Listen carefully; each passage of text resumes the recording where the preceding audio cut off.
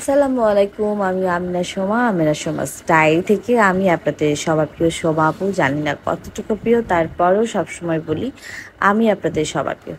তো আমি আর তামান্না মিলে চলে গিয়েছিলাম শপিংয়ে।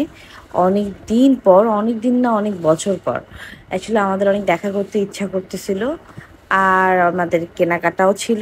তো একসাথে ওই দুইটাই করে ফেললাম। তো আমার ইমার্জেন্সি পর্দা লাগবে আর হচ্ছে বিছানার চাদর লাগবে।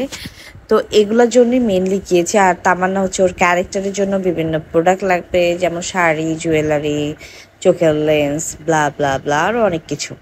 তো এখানে হচ্ছে তাম্মু হচ্ছে একটু জুয়েলারি কিনতেছিল ওর ক্যারেক্টারের জন্য, আর আমি একটু দেখতেছিলাম। আমার এত গরম লাগতেছিল ওই দিন, মানে আমি পুরো গরমে শেষ হয়ে গেছি। আমি ঠিকমতো রেডিও হইতে পারি নাই পারফেক্টলি। মানে আমার না, মানে কোনো সময় প্ল্যান যদি করি যে আমি এরকমভাবে রেডি হব, বাট আমি যদি ওইটা করতে না পারি আমার ভীষণ খারাপ লাগে। তো আমি একটা নতুন একটা টপস বানাইছি নিজে ডিজাইন করে। তো এটার সাথে আমার অনেক প্ল্যান ছিল, আমি এইভাবে রেডি হব, ওইভাবে রেডি হব।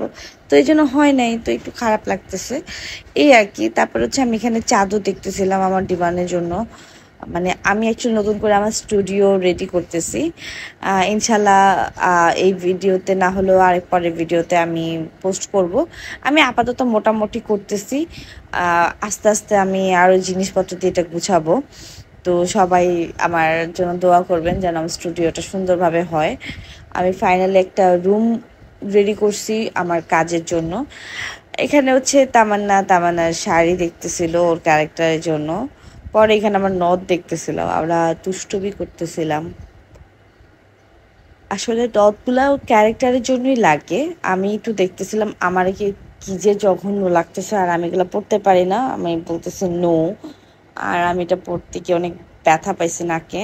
তারপর এখানে হচ্ছে তামু ব্লাউজ কিনতে গেছিল।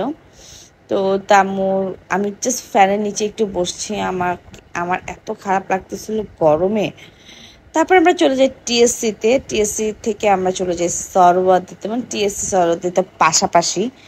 তো ওখানে চলে যাই, ওখানে আমরা অনেক ঘুরি, হাবি জাবি এটা সেটা খাই, অনেক আড্ডা মারি, আর অনেক কিছু বলি, অনেক কিছু শেয়ার করি, অনেক নস্টালজিক হই।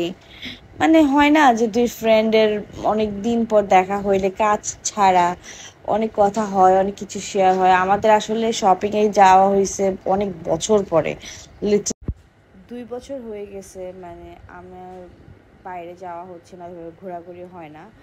আমাদের মাঝখানে দুজনই খুব স্ট্রেস ছিলাম যে কোনো একটা ঝামেলাতে। ফাইনালি আমাদের দেখা হয়েছে, কথা হয়েছে। আর সরোয়ার্দীতে যাওয়ার পরে আমার অনেক মন খারাপ ছিল।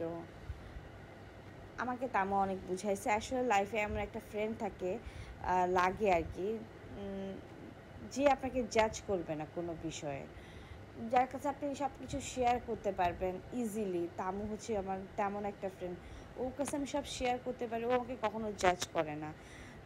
ঠিক তেমনিও তামু আমাকে কখনো জাজ করে না। আমি ওকে ভালোটা বলি, খারাপটা বলি, কিন্তু আমি ওকে কখনো জাজ করি না। তো ফ্রেন্ডশিপের ব্যাপারটা না এরকম হওয়া উচিত যে আমরা দুজনের ভালো বন্ধু, আমরা একজনের দোষগুলা বা খারাপ জিনিসগুলা বলবো, কিন্তু জাজ করব না। তো এটাকে ফ্রেন্ডশিপ বলে আমার মতে। তো তামুকে আমি কখনোই জাজ করি না, আর তামু কখনো আমাকে জাজ করে না। তাই আমাদের ফ্রেন্ডশিপ অলমোস্ট 4 and 5 years হয়ে যাচ্ছে। তো এখানে আমরা আরও দেখতেছিলাম, এখানে একটা আপু এগুলো সেল করতেছিল। এই ছিল আজকের ব্লগ। আল্লাহ হাফিজ।